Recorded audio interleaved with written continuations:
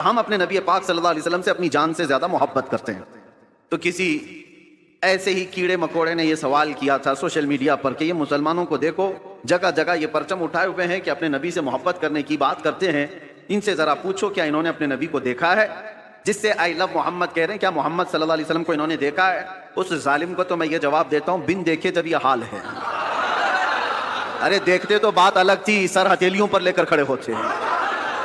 بنا دیکھے یہ حال ہے. کیا ہم اپنی ماؤں کو اور اپنے باپ کو بچپن سے دیکھا ہے, باوجود اس کے ہم اپنی ماں اور باپ سے زیادہ اپنے نبی سے محبت کرتے ہیں.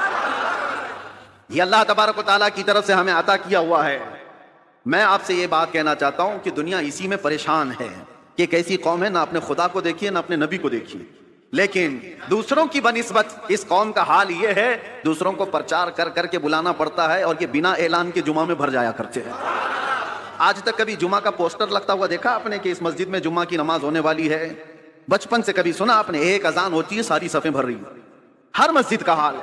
جمعہ میں کون تمہیں دعوت دے کر بلاتا ہے؟ مؤذن صاحب گھر گھر جاتے ہیں, پوسٹر لگایا جاتا ہے, پرچار کیا جاتا ہے؟ نہیں. اس بات سے تو دنیا خوف زدہ ہے کہ آخر ان کو کون جمع کرتا ہے ان صفوں میں, اور صفوں میں آنے کے بعد کسی کی کوئی وی آئی پی صف نہیں ہے. جو پہلے آیا وہ پہلے بیٹھ گیا. وہ کسان کا بچہ بھی سامنے بیٹھ سکتا ہے, کسی غریب مزدور کا بچہ بھی پہلی صف میں بیٹھ سکتا ہے, اور بادشاہ اگر تاخیر سے آئے تو پیچھے ہی بیٹھا رہے. یہ نظام کہاں سے ہے؟ یہ آج تک ان کو کون بنا کر رکھا ہے؟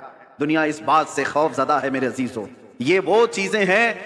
جارج برنارڈ شاہ ایک بہت بڑا مورخ ہے انگریز, اور اس نے یہ لکھا ہے کہ بہت سارے دنیا میں ریولیوشن آئے, دنیا میں بہت سارے انقلاب آئے, بڑی بڑی شخصیتیں آئیں, جیسے مارکس کا, لینن کا, اور بھی کئی ایسے بڑے بڑے شخصیات آئی. انہوں نے دنیا کے نظام کو بدلنے کی کوششیں کی, لیکن ان کا انقلاب, ان کا ریولیوشن 100 سال سے زیادہ تک نہیں چلا. ان کے اپنے شاگرد جب تک تھے تب تک ان کے انقلاب میں دم تھا.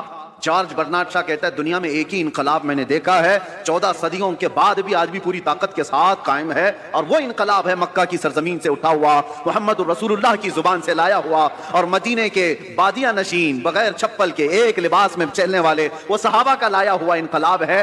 اور زمانہ بدلتا گیا, حکومتیں بدلتی گئی, کتنے طوفان آئے, کتنے اندھیریاں, کتنے کیا کیا آئے, لیکن اس انقلاب میں آج بھی وہ دم ہے, آج بھی وہ اثر ہے کہ ایک بار اگر ان کے نبی کو کوئی چھیڑ لے تو پوری دنیا میں یہ سڑکوں پر آ جاتا.